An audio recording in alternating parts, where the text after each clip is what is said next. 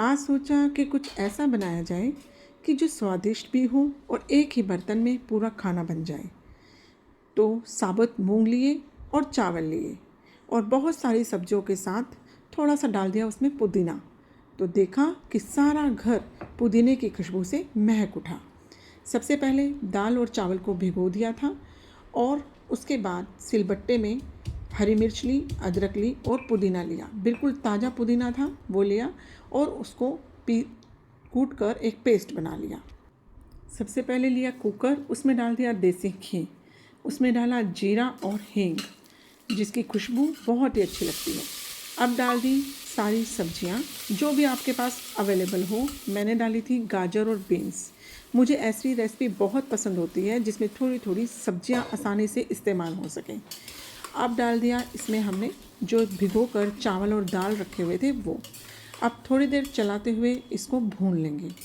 भूनने के बाद अब इसमें डालेंगे हम मसाले, जिसमें मैंने डाला है हल्दी पाउडर और थोड़ा सा पाव भाजी मसाला जिससे कि टेस्ट बढ़ जाता है। नमक डाल दिया है, लाल मिर्च नहीं डाली है और उसके बाद 4-5 कड़ी पत्ता डाल दिया है। अब हम इसमें डाल देंगे जो हमने अदरक, हरी मिर्च और पुदीने का पेस्ट बनाया था वो डालकर इसको अच्छे से मिला देंगे।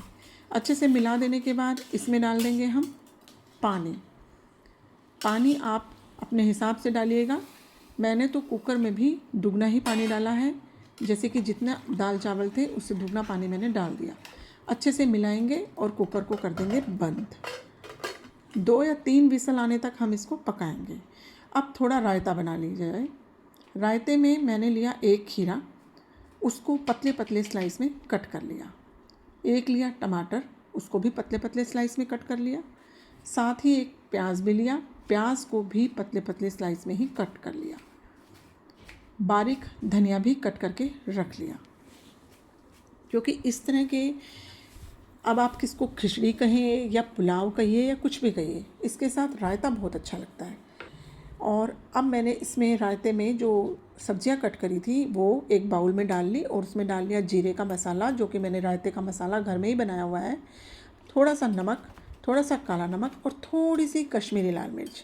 सबको अच्छे से मिला देंगे और दही जो मथ के पहले से ही रखी हुई थी वो इसमें डाल देंगे। ये बन गया हमारा रायता। जब तक रायते में बारीक कटा हुआ धनिया नहीं डलेगा तो रायते का स्वाद भी अधूरा ही रहेगा। अब देखिए हमारे 1 पॉट में ही खिचड़ी तैयार हो गई या पुलाव तैयार हो गया।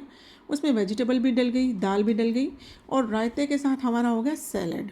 अब हमने जो कुकर खोल कर देखा तो हमारा जो पुलाव था वह तैयार हो चुका था।